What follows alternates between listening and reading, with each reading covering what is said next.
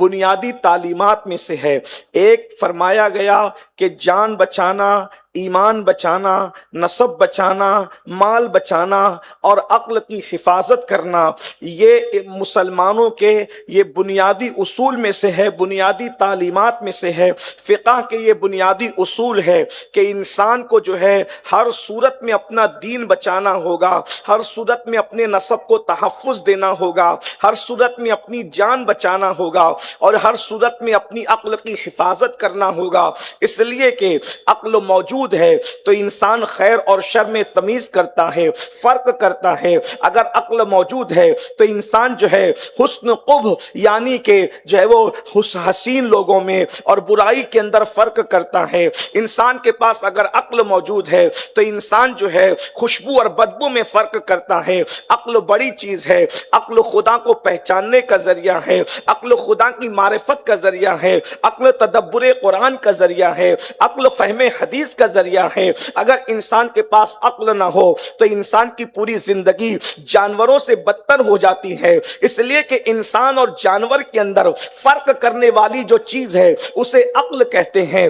اور عقل ہی ہے۔ عقل کی بنیاد پر انسان نے جو ہے اللہ اکبر زمین کا سینہ چیر کر کے راستے بنائے ہیں۔ عقل ہی کی وجہ سے انسان ستاروں پر کمندے ڈالتا ہے، عقل ہی کی بنیاد پر انسان جو ہے انسان کے شفا کے لیے الگ الگ انداز سے دوائیں تلاش کرتا ہے، شفا کے ذریعے تلاش کرتا ہے۔ عقل ہی کی وجہ سے تعلیم تک پہنچتا ہے، عقل ہی کی وجہ سے تحقیق تک پہنچتا ہے، عقل ہی کی وجہ سے انسان جو ہے وہ ترقی کی راہ پر جاتا ہے۔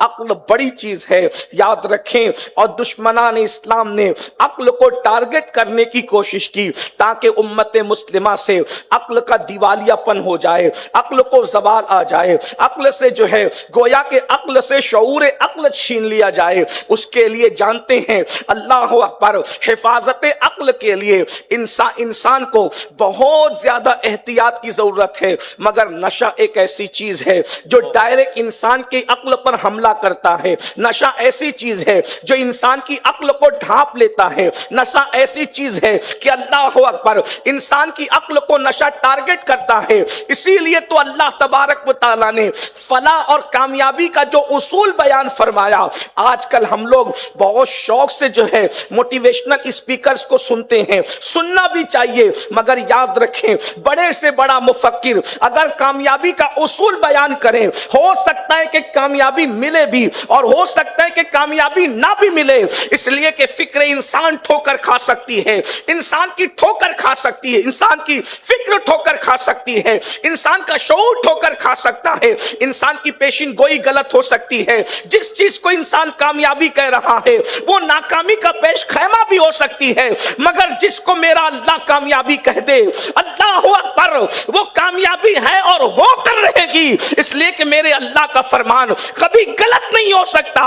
اللہ کامیابی کا اصول بیان فرماتا ہے، میرا رب فرماتا ہے یا ایھا الذین آمنو، خاص مومنوں کے ساتھ خطاب ہو رہا ہے، اس لیے کہ قدرت چاہتی ہے کہ مومن کامیاب ہو، مومن فلاح پائے، کامیابی مومن کے قدموں کے نیچے ہو، کامیابی مومن کے قدم چومتی نظر آئے، اس لیے مومنوں سے کہا جا رہا ہے اے ایمان والو، اے میرے محبوب کے بے دام غلاموں، اے محبوب سے غیر مشروط محبت کرنے والو، انما الخمر والمیسر والانصاب والازلام رجس من عمل الشیطان فاجتنبوہ لعلکم تفلحون۔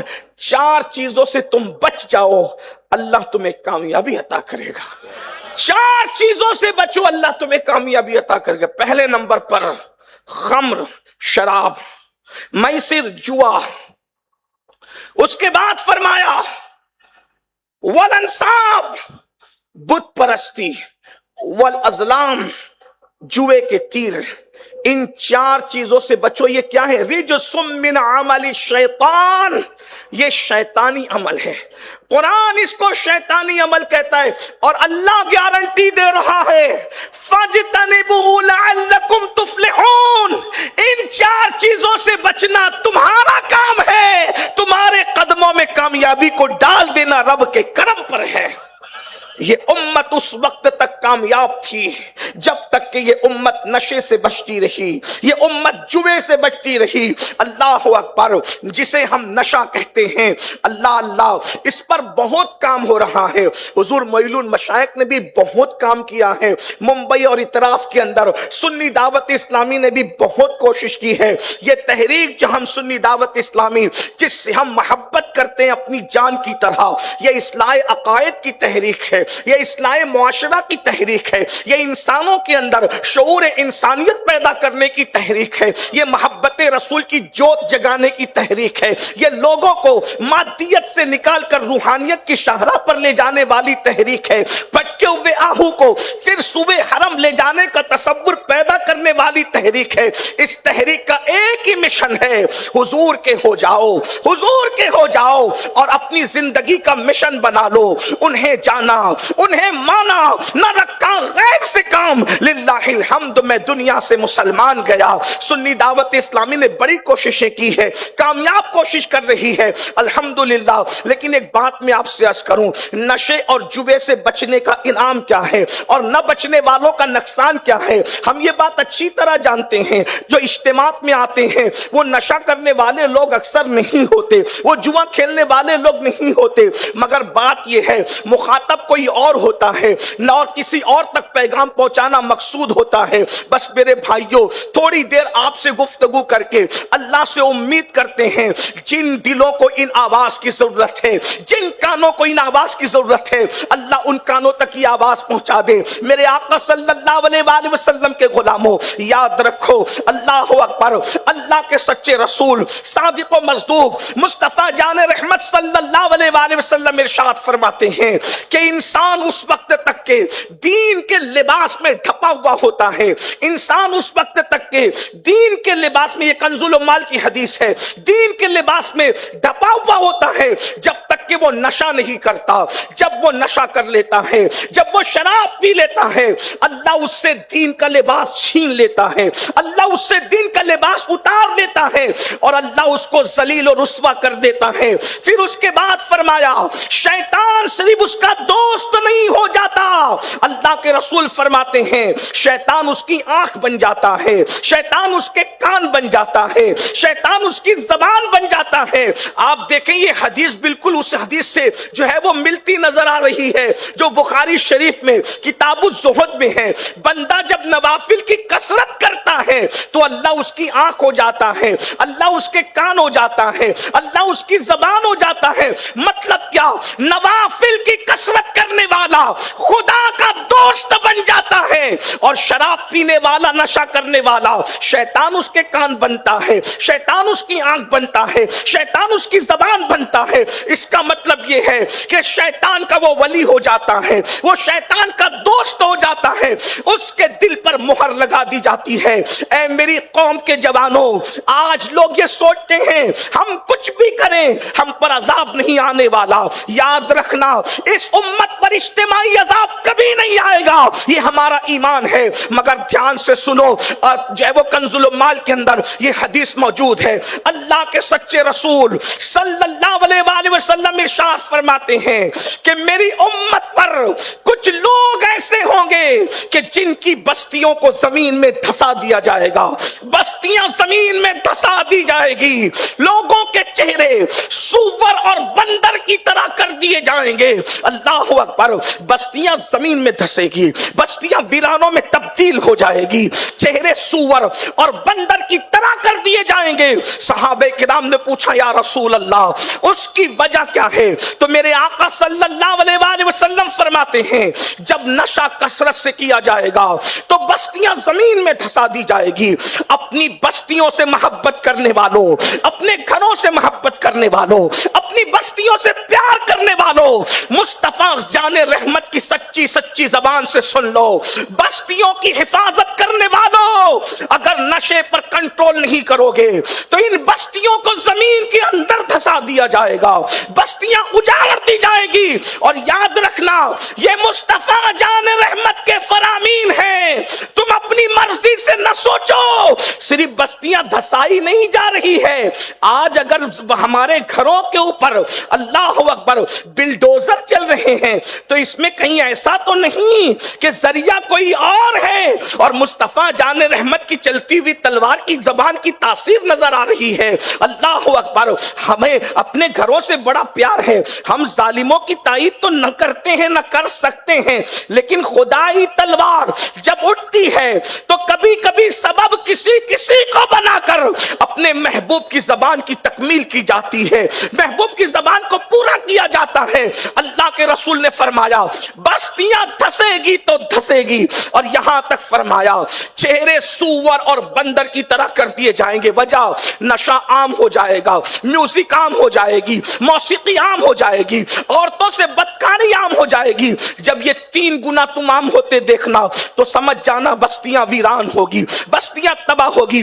آپ سے پوچھنا چاہتا ہوں، آج مسلمان نشے میں بھی ہے، آج مسلمان اللہ اکبر میوزک اور موسیقی تو آج کے جوانوں کا اللہ اکبر محبوب مشغلہ بن چکا ہے۔ اللہ اللہ، شادی کی محفلوں کے اندر اب تو دیندار گھرانوں کے اندر میں میوزک سنی جا رہی ہے، موسیقی سنی جا رہی ہے۔ یاد رکھنا اللہ کے رسول صلی اللہ علیہ وآلہ وسلم ارشاد فرماتے ہیں شب معراج جب میں نے جہنم کا مشاہدہ کیا تو دیکھا کہ کچھ لوگ ایسے تھے جن کے کانوں میں آگ کا سیسا پگھلا کر کے ڈالا جا رہا تھا۔ میں نے پوچھا جبریل یہ کون لوگ ہیں؟ تو جبریل امین نے عرض کی یا رسول اللہ یہ آپ کی امت کے وہ لوگ ہیں جو موسیقی سنتے تھے، جو میوزک سنتے تھے۔ مجھے بتاؤ میرے بھائیوں، میرے جوانوں، غور تو کرو، اپنے چولہے پہ کیا ہوا گرم تیل اگر زیادہ گرم ہو جائے اور ہمارے کان میں پڑ جائے ہم اس کو برداشت نہیں کر پاتے۔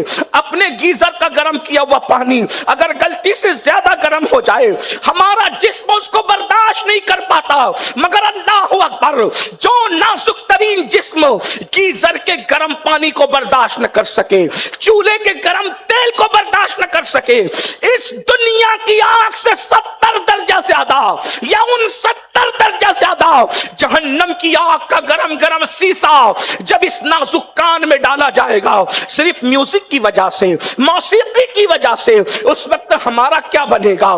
ہے کوئی بندہ جو خدا کے عذاب کو برداشت کرنے کی طاقت رکھتا ہو؟ اللہ اکبر، وہ جہنم کا شدید ترین عذاب جس کے بارے میں میرے سچے رسول نے فرمایا جس میں پہاڑ بھی پگھل جائیں گے۔ ذرا تصور تو کرو، اپنے آپ پہ رحم تو کرو، آخر میوزک میں ملتا کیا ہے؟ آخر موسیقی میں ملتا کیا ہے؟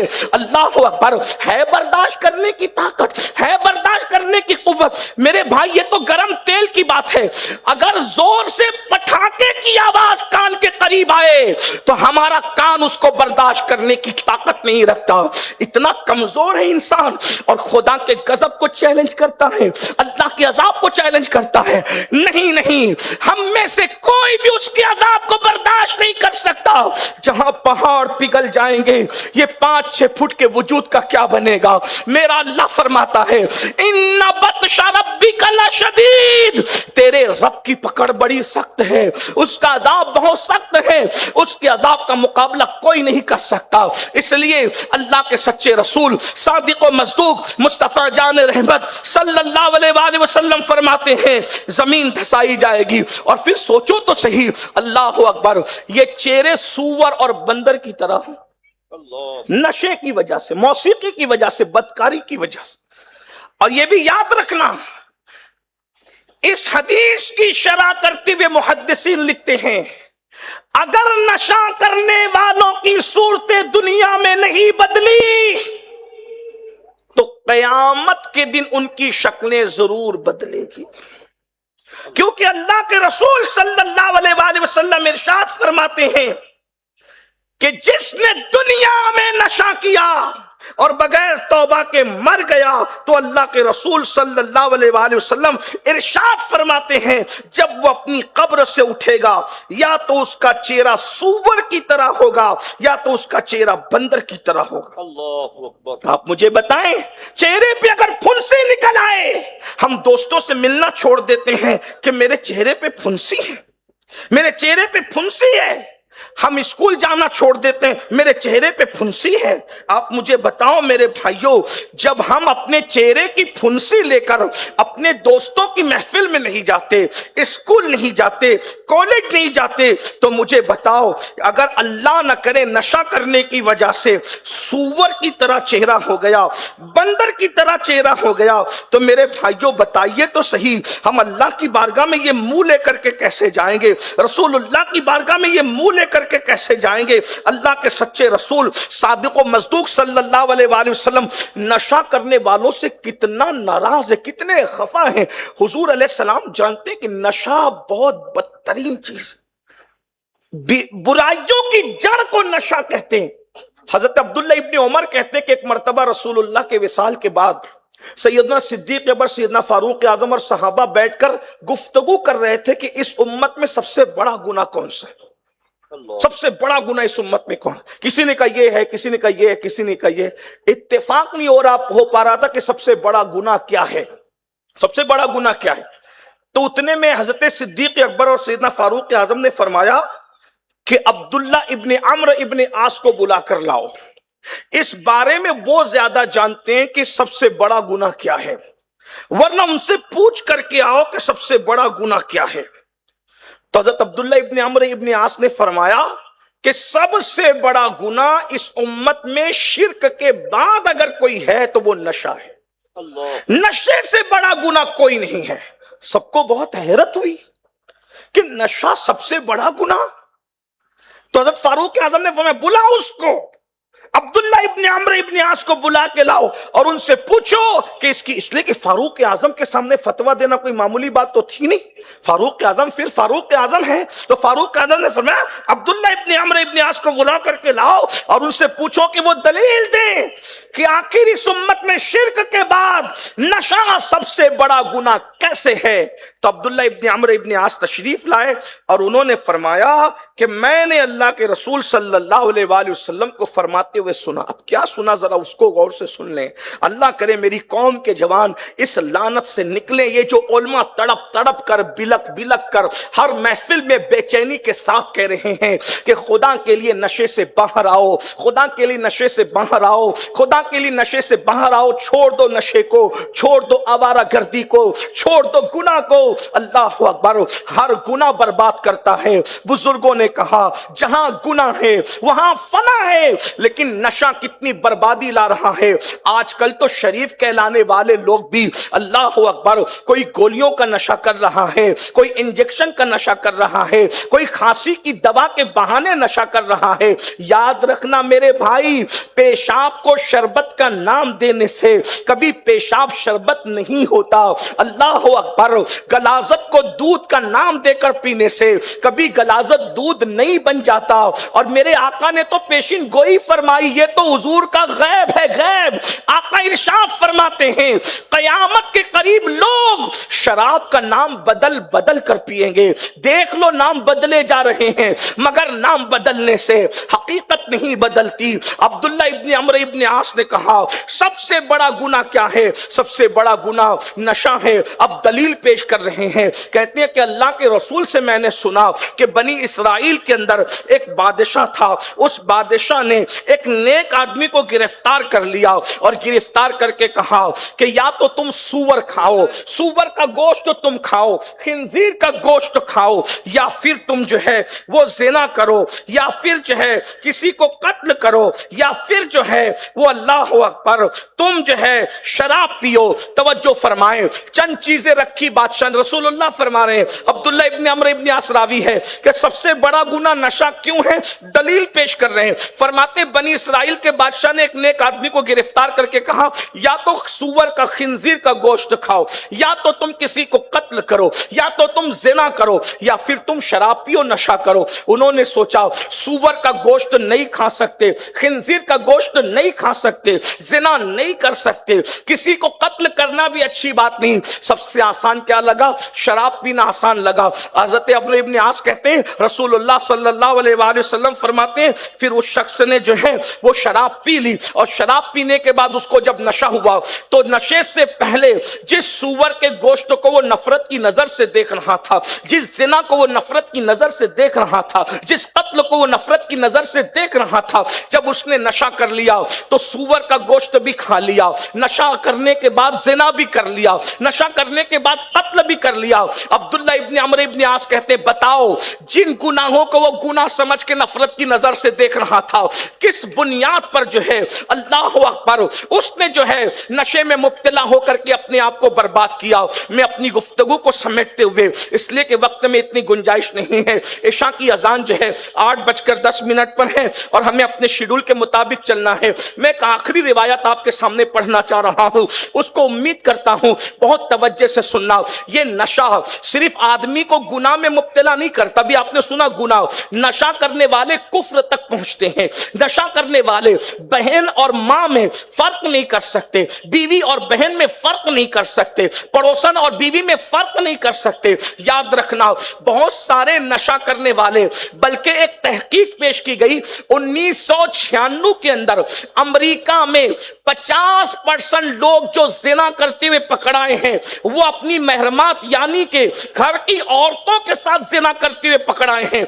और उसका सबब जो है वो नशा है। नशे में थे, बहन से बदकारी कर ली, नशे में थे, अल्लाह अकबर, माँ से बदकारी कर ली, नशे में थे, बेटी से बदकारी कर ली। क्या तुम भी इतने बदतरीन माशरे को जन्म देना चाहते हो? जरा बताओ तो सही, नशा करने वाले का शऊर कहां होता है? नशा करने वाले का शऊर खत्म होता है, वो अक्ल को खत्म कर देता है। बल्कि नशे ने सिर्फ इंसान को जिना तक नहीं पहुंचाया।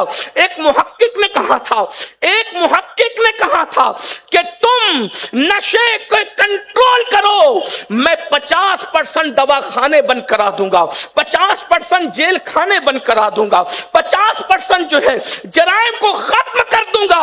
इसलिए कि दुनिया में अगर 50% जराइम हो रहे हैं तो उसकी सबसे बड़ी वजह नशा है। इसलिए कि बीमारियां नशे की वजह से, मुहक्किकीन ने, डॉक्टरों की तहकीक है, आप उठा करके नेट पर पढ़ लें, एड्स जैसी बीमारी, अल्लाह अकबर, फेफड़ों की बीमारी, कैंसर जैसी बीमारी, आसाबी कमजोरी जैसी बीमारी, नामर्दी जैसी बीमारी, ये सब नशे की वजह से है। डॉक्टर कहते हैं, हुक्मा कहते हैं कि नशा करने वाला बीवी के काबिल नहीं रह जाता। मिंबर के तकद्दुस के तहत खुल के मैं कोई बात नहीं कर सकता, हमारे बुजुर्ग मौजूद हैं, लेकिन याद रखना जब एक नौजवान अपनी बीवी को मुतमईन न कर सकेगा, अगर शरीफ है तो घुट घुट के बिस्तर पे तड़पेगी, और अगर थोड़ी सी बेबाक है तो किसी और की हद पे चढ़ सकती है।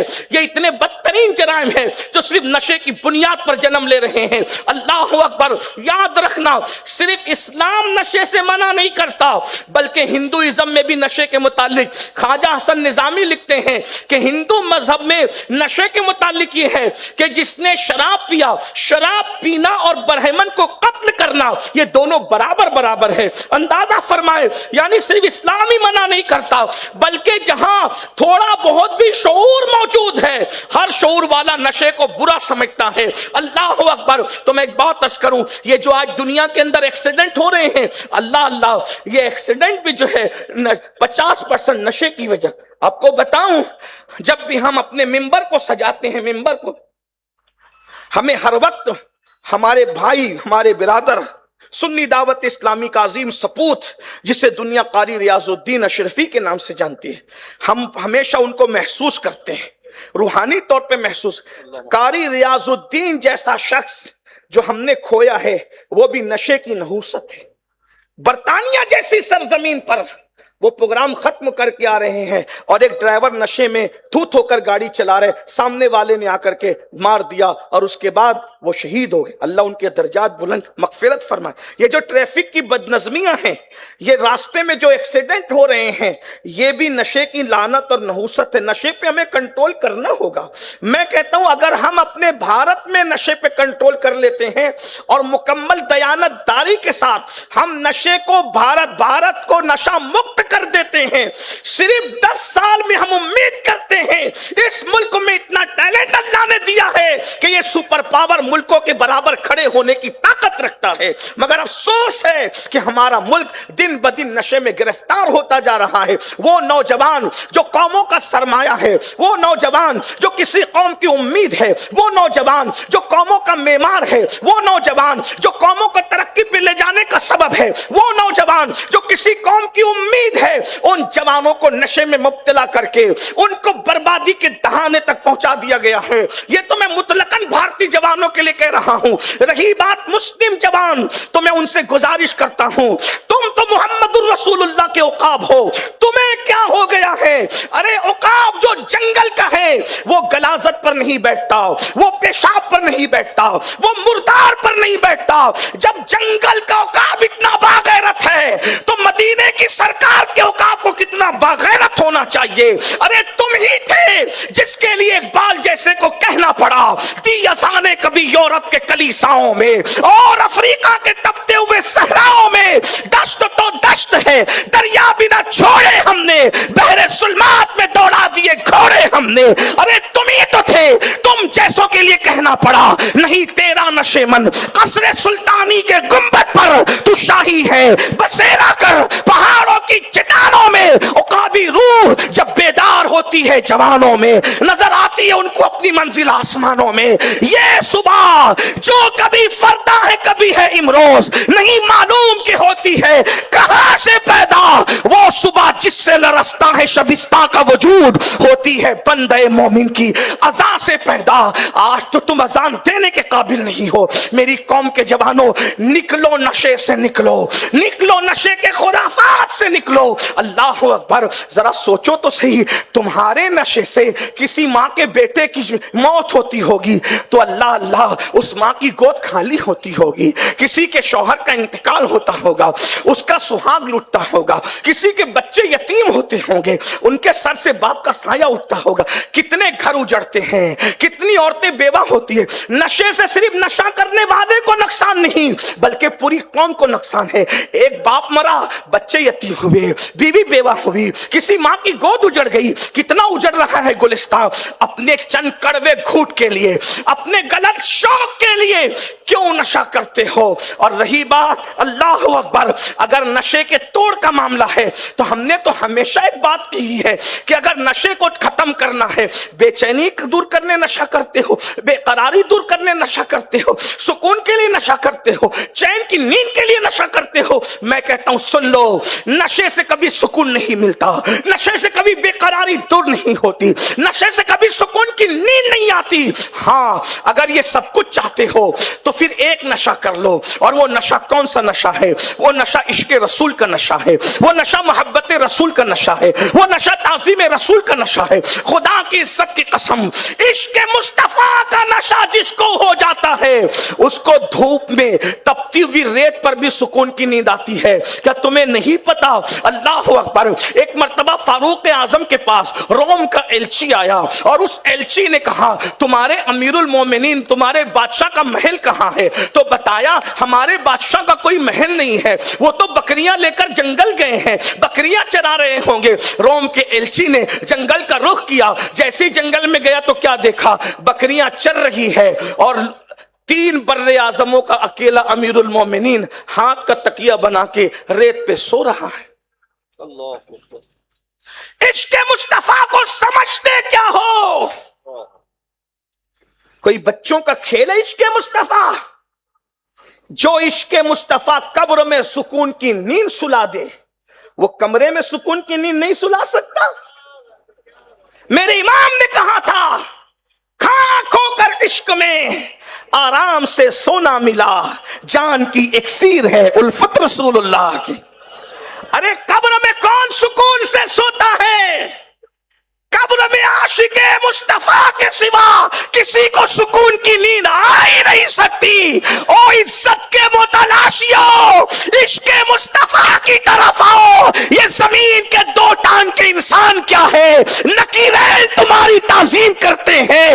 عشق مصطفیٰ وہ ہے جو فرشتوں سے تعظیم وصول کرواتا ہے. میرے امام کہتے ہیں نکیرین کرتے ہیں, تعظیم عظیم میری فدا ہو کے تجھ پہ یہ عزت ملی ہے. حضور سے عشق تو کر کے دیکھو, نکیرین تعظیم کریں گے انسان کیا بات ہے. حضور سے عشق کر کے تو دیکھو, قبر میں سکون کی نیند آئے گی. کمرہ کیا چیز ہے؟ سیدنا فاروق اعظم ہاتھ کا تکیہ بنا کر ریت پہ سو رہے ہیں. توجہ کرنا, ہاتھ کا تکیہ بنا کے ریت پہ سو رہے ہیں. ایسے میں اس نے سوچا روم کے ایلچی نے کتنا اچھا موقع ہے, اتنا اچھا موقع ہے, مسلمانوں کے امیر کو قتل کر دوں جس کے نام سے کیسر و کسرا لرزہ برہنگام رہتے, کتنا انعام ملے گا. جیسے ہی سوچا فاروق اعظم نے کروٹ لی, آنکھوں سے جو عشق مصطفیٰ کی معرفت کے جام ٹپک رہے تھے, وہ سورج جیسے سامنے آئی تو ہیبت تھی. ایک بات یہ بھی یاد رکھنا, جب عشق رسول آتا ہے تو انسان کے اندر ہیبت پیدا ہوتی, کیونکہ رسول اللہ فرماتے ہیں اللہ نے میرے دشمن پر 1 مہینے کے فاصلے تک میری ہیبت پیدا کر دی. تو جو حضور سے عشق کرتا ہے اس کی ہیبت بھی لوگوں کے دل میں پیدا کی.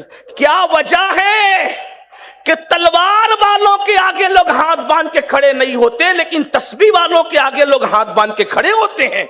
آخر بات کیا ہے؟ بندوق والوں کے آگے مجھے بتاؤ, غوری ہاتھ باندھ کے کھڑا ہوا کہ نہیں ہوا غریب نواز کے سامنے؟ سلجوقی ہاتھ باندھ کے کھڑے ہوئے کہ نہیں کھڑے ہوئے غوث اعظم کے سامنے؟ اسی طریقے سے محبوب الہی کے سامنے بادشاہ ہاتھ باندھ کے کھڑے ہوئے کہ نہیں ہوئے؟ جہانگیر مجدد الفسانی شیخ احمد سرہندی کے آگے ہاتھ باندھ کے کھڑے ہوا کہ نہیں ہوا؟